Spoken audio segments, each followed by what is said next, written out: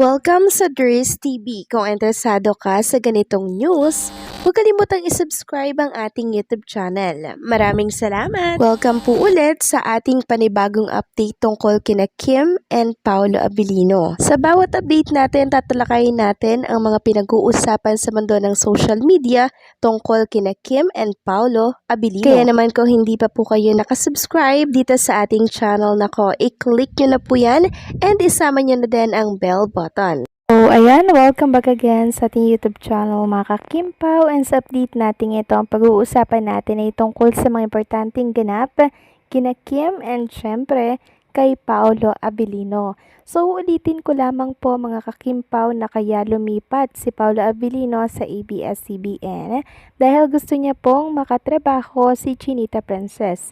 Reminders lamang ito para doon sa mga bashers na kung saan ay palagi pong kino-question ang kabaitan ni Paolo kay Chinita Princess. So, meron kasi mga nagsasabi na ay ginagamit lang ni Paolo Abilino si Kim Chiu para mas lalo itong pag-usapan at sumikat yung tambalang Kimpaw. So, noon pa man po mga kakimpaw, plano at target na po talaga ni Paolo Abilino na mapalapit kay Chinita Princess. Ilang taon siya na nag-antay.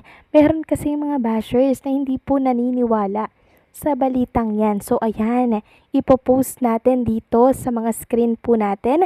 Nang sa ganun, kung may maligaw na bashers dito, makita po nila na mula mismo sa PEP, mga kakimpaw, na itong si Paolo Abilino talagang binalak po na mapalapit kay Chinita Princess. Sabi nga dito, Paolo Abilino moves to ABS-CBN to reinvent himself. So, ano bang nilalaman ng article na yan?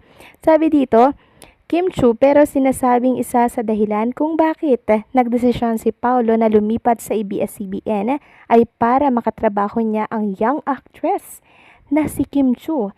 Inamin naman ito ni Paolo. Siyempre, si Kim Chiu hindi lang naman siya magandang mukha, magaling din siyang actress. So, ayan mga kakimpaw, nakakakilig naman. Tapos kung babalikan natin yan ngayon, grabe, yung tadhana, sobrang mapaglaro.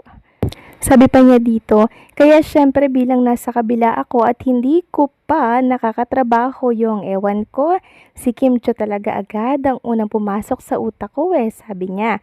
In other interviews, sinabi ni Paolo na ang gusto niyang makatrabaho sa roster of talents ng ABS-CBN ay si Kim Chiu na naman. Grabe mga kakimpaw talaga yung kagustuhan ni Paolo Abilino na mapalapit kay Chinita Princess. Talagang blessings po na magkalapit sila ni Chinita Princess. Napapanahon mga kakimpaw. Kasi nung sumikat yung Linlang, tapos po siyang with Secretary Kim, ayun, yung tadhana mga kakimpaw, grabe no, gumawa yung tadhana ng way.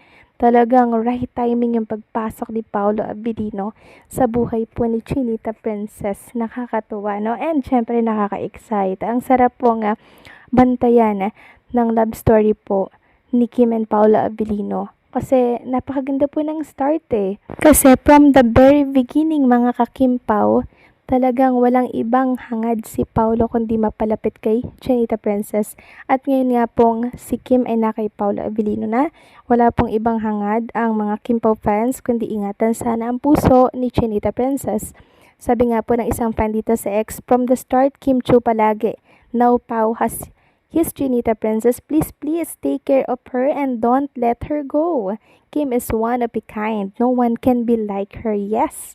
Agree ako sa sinabi ng isang Kimpaw fans na to. Kaya sana Paolo, ingatan mo naman si Kim Chiu. Yung puso niya, yung feelings niya, diba lahat mga kakimpaw? Sana po ay ingatan ni Paolo for Chinita Princess. Sana siya na yung third and last na lalaking mamahalin po ni Chinita Princess, and sana ito na yung huling lalaki, 'di ba? And sana ito na yung dadalhin siya sa altar. Ipag-pray natin yan mga kakimpaw, okay? Next topic naman, pag-usapan natin mga kakimpaw, itong write-ups po for Chinita Princess. Sabi kasi dito ng isang article, Kim Chiu nagmukhang misteryosa sa bagong gupit. Sabi dito, aprobado ng Kimpawlandia ang bagong hairstyle ni Kim Chiu para sa bagong drama serye nito kasama ang ka-love team na si Paolo Abilino. Kaya na nga ng dapat asahan, nag-viral ang mga larawan ni Kim nakuha sa photoshoot ng gagawin itong project at bahagi na rin ng promo. Nagkaroon raw ng ibang anghang ang kapagandahan ni Kim sa mas maikli nitong hairstyle, nagmukha raw itong misteryosa. Excited na nga ang iba sa asang serye lalo't kakaibang Kim na raw ang kanilang mapapanood sa bagong proyekto. May mga nagpabida nga ng kanilang naiisip na karakter ni Kim. Stella's character is giving me major love-hate vibes. She's a total anti-hero who's definitely going to stir up trouble. Then sabi pa dito mga kakimpaw, she's got headache inducing written all over her. Then sabi pa ng isa, she heard when everyone said go even crazier and darker after Juliana and Linlang and she's about to deliver a whole new icon in Stella Marie. Hinihiritan na ng mga solid si Kim na magpakita na sa It's Showtime para makita ang bagong look nito. So, yan po ang sulat ni Ripo Maloy. So, tune ko nga kanina mga kakimpaw sa It's Showtime, mahaba pa rin yung hair niya mga kakimpaw. Patuloy niya pa rin ginagamit yung kanyang wig, 'di ba? So, ayaw niya pang i-reveal yung short hair niya dito sa It's Showtime. Siguro in right time mga kakimpaw, i-reveal niya rin yung new look niya, no? Baka parang hindi niya pa matanggap na short hair na siya, 'di ba? Kasi parang hindi siya sanay na short hair siya, kaya patuloy niya pa pong ginagamit yung hair extension sa kanyang buhok, 'di ba? Kaya siguro hindi niya pa po nire-reveal na short hair siya. Pero alam na naman po ng lahat na nagpa-haircut na po si Chinita Princess. So, ang dami nating dapat abangan mga kakimpaw sa karakter po ni Stella Marie. Mukhang mapanakit siya, mukhang mapangahas, and syempre matapang yung karakter dito ni Chinita Princess. Mukhang maiinis na naman tayo sa karakter ni Kim Cho katulad po ni Juliana doon sa Linlang. And for sure, possible na araw-araw pong mag-viral mga kakimpaw, no? Etong serye ni Kim and Paolo Abilino na gagawin once po na inilabas na po ito sa telebisyon. Grabe yung aabangan natin mga kakimpaw. Talaga namang sulit na sulit po yung ating pag-aantay sa project po ni Kim and Paolo Abilino. So, sinong excited na sa project na to ni Kim and Paolo? Taas yung kamay or paki-comment down dyan sa comment section natin na me, I'm so excited. Ganon. So, titingnan ko kung gaano ka-excited ang mga viewers natin ngayong gabi.